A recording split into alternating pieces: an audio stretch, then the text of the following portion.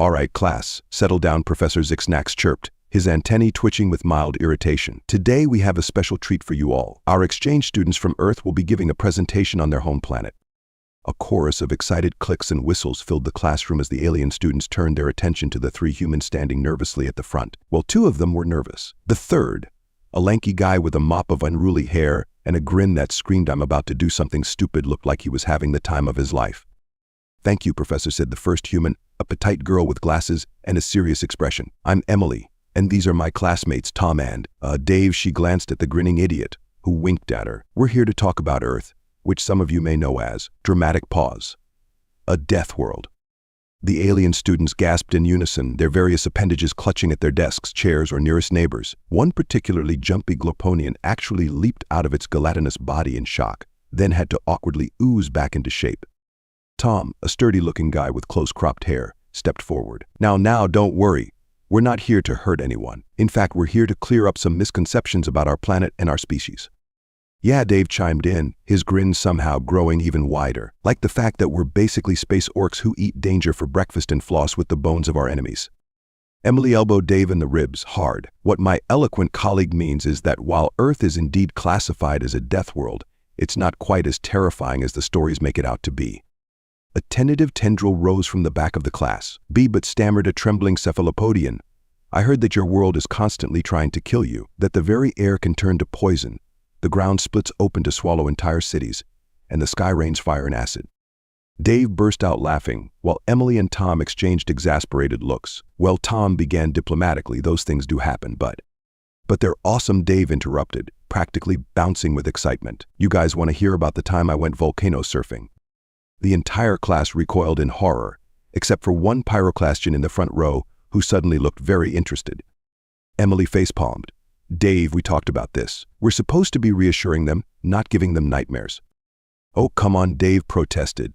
They need to know the truth. Earth isn't just some boring ball of dirt. It's a crazy, beautiful, terrifying wonderland of danger and excitement.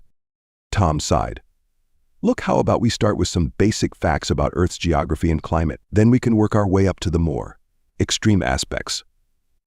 Fiend, Dave grumbled, crossing his arms, but I get to talk about earthquakes. As Emily began a calm, methodical explanation of Earth's diverse ecosystems, the alien students listened with a mixture of fascination and fear. Little did they know that this presentation was about to take them on a wild ride through the insanity that was life on a death world. ... And that's why we have seasons, Emily concluded, pointing to a holographic diagram of Earth's axial tilt. Any questions so far? A floatling raised its gas-filled appendage. Yes, why haven't you all died yet? Dave snorted. Dude, it takes more than a little change in temperature to kill us. We're not made of tissue paper. What Dave means, Tom interjected, is that humans have developed various ways to adapt to seasonal changes. We use clothing, shelter, and technology to maintain a comfortable environment regardless of external conditions. Yeah, like that time I went skinny dipping in a frozen lake for fun, Dave added with a smirk. The class erupted in a cacophony of alarmed squeaks, chirps, and bubbling noises. Professor Zixnax's antennae went rigid with shock. You willingly submerged yourself in dihydrogen monoxide at temperatures below its freezing point. For entertainment. Yup, Dave said proudly. It's called the polar bear plunge. Great for hangovers and impressing chicks. Emily groaned. Can we please focus on the educational aspects of our presentation? Oh, come on, Dave protested. This is educational. They need to understand that humans don't just survive on Earth. We thrive on challenge. We seek out danger for fun. A Gravitonian student, its dense metallic body creaking as it shifted nervously, spoke up. Is that true? Do all humans engage in such reckless behavior? Tom chuckled. Not all of us, no. Dave here is what we call an adrenaline junkie. He gets a thrill from dangerous activities. But it's true that humans in general have a unique relationship with risk and danger. Exactly, Dave exclaimed. Like, did you know we have sports where we literally throw ourselves off mountains? The class collectively held their breath or equivalent respiratory function. It's called skiing or snowboarding, Emily explained, trying to keep her voice calm and reassuring. And it's not as dangerous as Dave makes it sound. There are safety measures in place. Safety measures, Dave scoffed. Where's the fun in that? Next, you'll be telling them about the boring bunny slopes instead of the double black diamond runs. A Lumino being in the front row flickered anxiously. What is a double black diamond run? Dave's eyes lit up with manic glee. Oh, my sweet summer child. Imagine a near vertical drop covered in ice and dotted with trees. Now imagine strapping 2 thin planks to your feet and hurling yourself down that death trap at speeds that would make some spacecraft blush. The Lumino being's light dimmed to a faint glow, as if trying to make itself invisible. "Dave, you're scaring them," Tom scolded. "Look, class, what Dave is describing is an extreme version of the sport. Most people ski on much gentler slopes and take many safety precautions." "Boring," Dave sang. "Come on, Tom, tell them about the time you went bungee jumping." Tom's face reddened. That was one time, and I was drunk. A collective gasp rose from the class. Emily pinched the bridge of her nose, feeling a headache coming on. Inebriated behavior modification Professor Zix chittered in disbelief. "You willingly consume neurotoxins that impair your judgment, then engage in life-threatening activities." "Well, when you put it like that, it sounds bad," Dave admitted. "But come on, where's your sense of adventure?" "We left it on our home planets, where it's safe," muttered a sarcastic shadowkin from the back of the class. Dave pointed at the shadowkin with both hands. "See, this guy gets it. A little sarcasm, a little danger, you'd fit right in on Earth, buddy." The shadowkin's dark form seemed to ripple with a mixture of pride and terror. Emily cleared her throat loudly. "Moving on, perhaps we should discuss some of Earth's natural phenomena. Tom, why don't you tell them about weather patterns?" Tom nodded, grateful for the change of subject. "Right, so Earth's atmosphere is quite dynamic, leading to a variety of weather conditions. We have everything from gentle rains to powerful storms. Like hurricanes," Dave chimed in, "massive swirling vortexes of wind and water that can level entire cities." The class collectively scooted their desks or equivalent seating apparatus away from the humans. "Dave, I swear to God," Emily hissed. "What?" "It's true," Dave protested. "Remember Hurricane Katrina? Or that time I went storm chasing in Tornado Alley?" A crystalline student raised a faceted appendage. "Excuse me, but did you say you chased these atmospheric disturbances voluntarily?" "Hell yeah," Dave beamed. "Nothing gets the blood pumping like playing chicken with a twister." Blood pumping, the crystalline's lattice structure vibrated with confusion and horror. Tom sighed. "It's an expression. But yes, some humans do study severe weather up close. It helps us understand and predict these phenomena better. And it makes for some wicked cool videos," Dave added. Emily decided it was time to regain control of the presentation. "Let's talk about something a bit less dramatic. Earth is home to a wide variety of plant and animal life, each adapted to its specific environment." Oh, Dave bounced on his heels. "Tell them about Australia." Emily's eye twitched. "Dave," we agreed. "No, come on, they need to know," Dave insisted. "You want to talk about adaptation. Let's talk about a continent where everything evolved to kill you in the most horrific way possible." The alien students leaned in, morbidly fascinated despite their fear. "You're exaggerating," Tom said flatly. "Am I, Tom?" "Am I really?" Dave retorted. "Snakes so venomous they can kill you before you even realize you've been bitten. Spiders that can eat birds. Freaking box jellyfish that are basically floating pain factories. And let's not forget the adorable marsupials that will disembowel you as soon as look at you." A chlorophyllian student's leaves wilted visibly. "And then humans live there?" "Willingly." "You bet," Dave grinned. "We've got entire cities full of people just casually coexisting with the most murderous ecosystem in the galaxy. Heck, we made one of their apex predators into a national symbol." Emily decided to step in before things got even more out of hand. What Dave is trying to say in his own unique way is that Earth's biodiversity has led to some remarkable evolutionary adaptations. Many species have developed defense mechanisms that can be dangerous to humans, yes, but that doesn't mean we're constantly under attack. "Speak for yourself," Dave muttered. "I once got into a fistfight with a kangaroo." The class erupted in a mixture of horrified gasps and nervous laughter, unsure if Dave was joking or not. He wasn't. When Tom cleared his throat. "Perhaps we should move on to discussing human physiology? That might help explain why we're able to survive in what you consider harsh conditions." "Excellent idea," Tom, Emily said gratefully. "So, as you can see, humans are bilateral symmetrical beings with a complex internal skeletal structure." As Emily launched into a detailed explanation of human biology, the alien students listened with a mixture of fascination and disbelief. They marveled at the efficiency of the human respiratory system, the versatility of human hands, and the endurance granted by bipedal locomotion. And our skin contains melanin, which helps protect us from solar radiation," Emily concluded. "Yeah, but some of us idiots still go out and try to absorb as much of that radiation as possible," Dave chimed in. "We call it tanning, and it's basically slow cooking yourself for beauty." A photosynthean student's leaves quivered with excitement. You can absorb stellar energy through your epidermis. Are you photoautotrophic?" "Nah, we just get skin cancer," Dave replied cheerfully. Emily elbowed him sharply. What Dave means is that prolonged exposure to UV radiation can be harmful to humans. We've developed various methods of protection, such as sunscreen.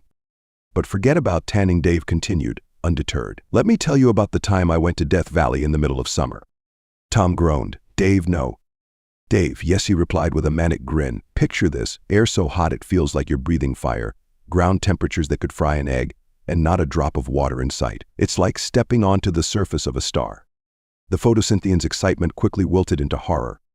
It's not actually that bad, Tom interjected. Death Valley is an extreme environment, yes, but it's not uninhabitable. There are even native species that thrive there.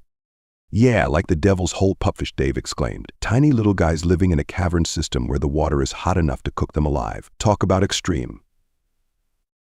A Hydronian student bubbled anxiously. But why would you go to such a place? What possible benefit could there be? Dave's grin widened impossibly further. For the challenge, my gelatinous friend, to test our limits, to spit in the face of Mother Nature and say, is that all you've got? Plus, the stargazing is amazing. Emily pinched the bridge of her nose. While Dave's enthusiasm is questionable, he does touch on an important point. Humans have an innate drive to explore and push boundaries. It's part of what's allowed us to adapt to so many different environments on Earth. And beyond, Dave added, did you know we've sent people to our moon? Heck, we're planning missions to Mars as we speak. The class buzzed with a mixture of awe and disbelief. Is this true? Professor Zixnax asked, his antennae twitching rapidly. Your species willingly sends its members beyond your planet's atmosphere, without the benefit of evolved spacefaring abilities. Tom nodded. It's true. Human space exploration has been ongoing for decades. We've sent probes even further, to the edges of our solar system and beyond. But space is a vacuum, a gaseous student wheezed. It's cold, it's radioactive, it's… Awesome, Dave suggested. Lethal, the gaseous student concluded with a frightened whistle. Emily stepped in, trying to steer the conversation back to calmer waters. Space exploration does come with risks, but we've developed technologies to mitigate them. Spacesuits, for example, provide protection against the vacuum and temperature extremes of space. Yeah, and when those fail, we just MacGyver a solution out of duct tape and sheer stubbornness, Dave added. Ever heard of Apollo 13? The blank looks from the class suggested they hadn't. Oh man, you're in for a treat, Dave rubbed his hands together gleefully. Picture this, 3 guys trapped in a crippled spacecraft, hundreds of thousands of kilometers from home. Their oxygen is running out, their power is failing, and they're literally freezing to death in the cold vacuum of space. What do? The class held their collective breath or equivalent respiratory function. They scienced the shit out of it, Dave exclaimed. These mad lads, with help from the geniuses back on Earth, cobbled together a carbon dioxide filter out of spare parts and literal socks. They manually calculated course corrections with slide rules and gut instinct, and against all odds, they made it back alive. The class erupted in a cacophony of amazed and horrified noises. Is this typical of human space travel? A trembling vacuumorphic student asked. Oh hell no, Dave laughed. That was a spectacular failure that we turned into a spectacular success through sheer human awesomeness. Most of our space missions are way more boring, except for that time we strapped rockets to a car and launched it into solar orbit for funsies. Emily facepalmed so hard it echoed through the classroom. Dave, we talked about this. We're supposed to be reassuring them, not what Dave challenged. Not showing them how incredibly adaptable and resilient humans are, not demonstrating that we can survive and even thrive in conditions that would kill most species in the galaxy. Come on, Em, this is the whole point of an HFY story. There was a moment of confused silence. A what story? Tom asked, bewildered. Dave waved his hand dismissively. Never mind, breaking the fourth wall there for a second. The point is, we shouldn't be downplaying how Dave waved his hand dismissively. Never mind, breaking the fourth wall there for a second. The point is, we shouldn't be downplaying how badass Earth and humanity are. We should be celebrating it. Emily sighed, realizing she was fighting a losing battle. Fine. Dave, you want to tell them about how badass Earth is? Go ahead. But try not to give anyone a heart attack, or whatever the equivalent is for species that don't have hearts. Dave's face lit up like a kid on Christmas morning. All right, gather round, my extraterrestrial friends. Let me tell you about some of the most metal things on planet Earth. The alien students huddled closer, a mixture of fear and fascination evident in their various anatomical features. First up, volcanoes, Dave announced dramatically. Imagine mountains that occasionally decide to puke up the molten core of our planet. Rivers of liquid rock that can vaporize anything in their path. And sometimes, just to spice things up, they explode with enough force to alter the global climate. A Rockian student's crystalline structure vibrated with what might have been excitement. Your lithosphere is dynamic. Dynamic? It's downright hyperactive, Dave laughed. Our continents are constantly doing the continental drift, grinding against each other like tectonic sumo wrestlers. Sometimes they collide so hard they push up entire mountain ranges. Tom interjected, trying to bring some scientific accuracy to Dave's colorful descriptions. What Dave is referring to is plate tectonics. It's a geological process that sometimes causes the ground to shake so hard it liquefies, Dave cut in. We call them earthquakes, and they can open up chasms in the earth, topple buildings, and even create tsunamis, massive walls of water that can swallow entire coastlines. The class collectively shuddered, with the Hydronian students looking particularly disturbed. But wait, there's more, Dave continued, sounding like an infomercial host from hell. Let's talk weather. We've got tornadoes that can pick up houses, hurricanes that can reshape coastlines, and thunderstorms that split the sky with bolts of electricity. Emily, seeing the growing panic in the alien student's eyes or equivalent sensory organs, tried to interject. It's important to note that these extreme events are relatively rare and localized. Yeah, but when they hit, it's like the planet is trying to cosplay as Michael Bay movie, Dave enthused. And don't even get me started on the wildlife. We've got birds that can pluck fish out of the water at 75 miles per hour, lizards that can run on water, and jellyfish that have lived since before the dinosaurs. A tentative appendage rose from the back of the class. It belonged to an arachnoid student, its multiple eyes blinking nervously. Excuse me, but what's a dinosaur? Dave's grin somehow managed to grow even wider. Oh man, you're in for a treat. Imagine creatures so big they could squash this classroom flat. Some had necks longer than this entire building. Others were basically tanks with legs and a bad attitude. They ruled the earth for millions of years. And what happened to them, the arachnoid asked, its mandibles quivering. A rock fell on them, Dave said with a shrug. The class erupted in confused chittering and bubbling. Tom stepped in to clarify. What Dave means is that the dinosaur's extinction was likely caused by a massive asteroid impact. It drastically altered the Earth's climate and ecology, leading to the extinction of approximately 75% of least sentient animal species on the planet. Yeah, but you know what's really metal, Dave added. Some of them survived. They evolved. Now we call them birds, and they're everywhere. The descendants of those ancient monsters are probably pooping on statues in the park as we speak. The alien students seemed unsure whether to be horrified or impressed by this information. Emily, seeing an opportunity to steer the conversation back to something resembling the original presentation plan, chimed in. This actually brings up an important point about Earth's biodiversity and evolutionary history. Speaking of evolution, Dave interrupted. Let me tell you about the time humans decided to steal wolves and turn them into pugs. Emily's eye twitched dangerously.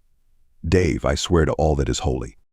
No, this is important, Dave insisted. See, humans have this weird ability to look at the most dangerous predators on the planet and go, "Oh, I bet that would make a great snuggle buddy. We took wolves, pack-hunting carnivores with teeth designed for ripping flesh, and selectively bred them until we got everything from Chihuahuas to Great Danes." A metamorphic student raised a partially formed limb. You altered the genetic structure of an apex predator for companionship. Yup, Dave beamed. And we didn't stop there. Cats, horses, cows, pigs, we've domesticated all sorts of animals. Heck, some people keep tigers as pets. The class's reaction was a mixture of disbelief, horror, and reluctant admiration. Tom, seeing the conversation spiraling further out of control, decided to try a different approach. Perhaps we should discuss some of humanity's technological achievements. That might provide a more balanced view of our species. Oh, great idea, Tom, Dave exclaimed, much to everyone's surprise. Let's talk about how we harness the power of explosions to propel ourselves across land, sea, and air. Emily groaned. That's not exactly what Tom meant. No, this is perfect, Dave continued, undeterred. See, class, humans have this amazing ability to look at the most destructive forces in nature and go, hey, I bet we could use that. We saw fire and thought, let's stick that in a metal tube with a wheel, boom. Internal combustion engine. The pyroclastion student in the front row was practically glowing with excitement now. But why stop there, Dave went on. We looked at the devastation of volcanic eruptions and thought, what if we could control that power? So we built rocket engines that can generate more thrust than a space shuttle's weight. We've got planes that can break the sound barrier and submarines that can withstand the crushing pressures of the deep ocean. A Gravitonian student creaked as it shifted nervously. But surely such technologies are highly dangerous. The potential for catastrophic failure must be enormous. Dave's grin took on a slightly manic edge. Oh, absolutely. Every time we step into a car or board a plane, we're basically strapping ourselves to a controlled explosion and hoping for the best. But that's what makes it exciting. Emily, seeing the growing horror on the alien students' faces, tried to interject. What Dave is failing to mention is the numerous safety measures and regulations we have in place. Peft, safety, Dave scoffed. Where's the fun in that? No. The real beauty of human technology is our ability to push the limits. Take the internet, for example. We've basically created a global nervous system that connects billions of minds. We can access the sum total of human knowledge from devices we carry in our pockets. Tom nodded, grateful for a topic that didn't involve immediate mortal peril. That's true. The internet has revolutionized communication, commerce, and education. It's allowed for unprecedented collaboration and cat videos, Dave interrupted. Don't forget the cat videos. We've created a worldwide network of information exchange, and a significant portion of it is dedicated to sharing pictures and videos of our fuzzy overlords. The class buzzed with confused murmurs. A hive mind collective in the back of the room pulsed curiously. You subjugate yourself to feline masters. Dave laughed. It's more like a mutually beneficial arrangement. They're cute, we're suckers for cute things, so we feed them and clean up their poop. And in return, they sometimes deign to sit on our laps and purr. It's a pretty sweet deal, actually. Emily pinched the bridge of her nose, feeling a headache coming on. Can we please get back to the actual presentation? Oh, come on, Dave protested. This is way more interesting than a dry recitation of facts. These guys want to know what Earth is really like, right? He turned to the class. Don't you want to hear about the time I went cage diving with great white sharks? The class erupted in a mixture of terrified squeaks and morbidly curious chirps. Tom stepped in, trying to regain some control over the situation. Perhaps we should take a brief break. I'm sure our classmates could use a moment to process all this information. Professor Zixnax's antennae were practically tied in knots at this point. Yes, an excellent suggestion. We'll take a short recess. Everyone please remain calm and try not to secrete any defensive fluids on the furniture. As the alien students filed out of the room, buzzing with a mixture of fear, excitement, and confusion, Emily turned to Dave with a glare that could melt steel. Dave, what the hell? We were supposed to be reassuring them about Earth, not traumatizing them. Dave held up his hands defensively. Hey, I'm just telling it like it is. Earth is awesome, humans are awesome, and these guys deserve to know the truth. Besides, did you see how interested they were? I bet half of them are going to be signing up for exchange programs to Earth after this.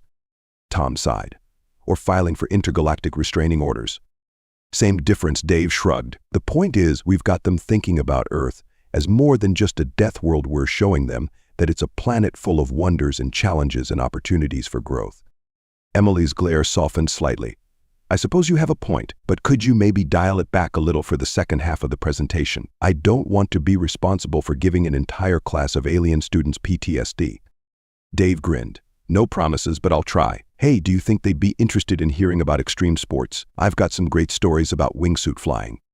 Tom and Emily exchanged a look of resigned despair. It was going to be a long day. As the human students prepared for the second half of their presentation, little did they know that their alien classmates were already spreading wild tales throughout the campus. Stories of a planet where the very ground could swallow you whole, where massive beasts once roamed and their descendants now soared through the skies, where humans casually harnessed the power of explosions for everyday travel. And in dorm rooms and cafeterias across the galaxy, a spark of curiosity was being kindled. For every alien student who cowered in fear at the thought of Earth, there was another who felt a strange, irresistible pull, a desire to see this crazy, beautiful, terrifying world for themselves. After all, if humans could not only survive but thrive in such conditions, how bad could it really be? As the class filed back in after the break, the atmosphere had shifted noticeably. The alien students whispered amongst themselves, their various appendages gesticulating wildly as they discussed what they'd learned. Some looked terrified, others excited, and a few seemed to be seriously considering transferring to Earth for their next semester. Professor Zixnax cleared his throat, or whatever passed for a throat in his species. All right, settle down everyone. Our human guests will now continue their enlightening presentation. Emily stepped forward, a determined look on her face. Thank you, Professor. We apologize if the first half of our presentation was a bit overwhelming. We'll try to focus on some of the more positive aspects of life on Earth now. Dave opened his mouth, but Tom elbowed him sharply before he could speak. Right, Emily continued. Let's talk about human culture and art. Despite, or perhaps because of the challenges our planet presents, humans have created a rich tapestry of music, literature, and visual arts. For the next hour, the three humans took turns describing Earth's cultural achievements. They talked about symphonies that could move listeners to tears, paintings that captured the beauty and terror of nature, and stories that transported readers to worlds beyond imagination. Even Dave managed to keep his extreme anecdotes to a minimum, though he couldn't resist mentioning the absolute mad lads who painted the ceiling of the Sistine Chapel while lying on their backs for years. As the presentation wound down, Professor Zixnax's antennae were quivering with what might have been excitement. Well, that was certainly informative. Does anyone have any final questions for our human guests? The pyroclastian student who had been enthralled by Dave's volcano stories raised a magma-encrusted limb. Yes, is it true that humans sometimes throw themselves into volcanoes as a ritual sacrifice? Dave's eyes lit up. Well, funny you should ask. And no, Emily and Tom shouted in unison. Emily quickly added, that's not a common practice at all. What Dave probably meant to reference is the scientific study of volcanoes, which does sometimes involve getting close to active lava flows, but it's done with extensive safety precautions. The pyroclastian looked almost disappointed. A lumino being flickered curiously. You mentioned that humans create art. Do you think we could see something that captures the essence of your world? The three humans exchanged glances. Then, to everyone's surprise, it was Tom who spoke up. Actually, he said, pulling out his phone, I think I have just the thing. He tapped the screen a few times, then held it up. A holographic image sprang to life in the center of the classroom, slowly rotating for all to see. It was Earth, a perfect blue marble hanging in the velvet blackness of space, wisps of white clouds swirling across its surface, continents peeking through in shades of green and brown. The alien students gasped in collective awe. This, Tom said softly, is a photograph taken by human astronauts from the moon. It's called Earthrise. For a moment, the classroom was utterly silent. Even Dave seemed at a loss for words. Finally, the arachnoid student spoke up, its voice filled with wonder. It's beautiful. Emily smiled. Yes, it is. And that, more than anything else, is why we love our death world. Because for all its dangers and challenges, Earth is our home. It's beautiful. It's terrifying. It's complex and simple all at once. And it's made us who we are. Dave, uncharacteristically serious, nodded. Yeah, we may be crazy adrenaline junkies who laugh in the face of danger, but at the end of the day, we're just trying to live up to the planet that gave us life. As the bell rang, signaling the end of class, the alien students lingered, crowding around the humans with questions and comments. The fear from earlier had been replaced by genuine curiosity and, in some cases, admiration. Professor Zixnax approached the three human students, his antennae twitching thoughtfully. Well, he said, I must say this was not quite the presentation I was expecting, but I believe you've given us all a great deal to think about. Perhaps we've been too hasty in our judgment of death worlds. As they left the classroom, Emily turned to Dave with a resigned smile. Okay, I admit it. Your crazy stories might have actually helped. Dave grinned. See, I told you honesty was the best policy. Now, who wants to go bungee jumping off the space elevator? Tom and Emily groaned in unison, but there was laughter in their voices. As they walked away, a group of alien students trailed behind them, peppering Dave with questions about Earth's most extreme sports. And so, on a distant planet in a far-off galaxy, the legend of Earth, the death world that birthed the species too stubborn, too curious, and too adventurous to die, began to spread. It was a legend of a world that challenged its inhabitants at every turn, and of a species that rose to meet those challenges with ingenuity, courage, and more than a little insanity. For in the vast, often hostile expanse of the universe, there was one undeniable truth: humanity had not just survived their death world, they had thrived on it. And now, they were ready to take on the stars.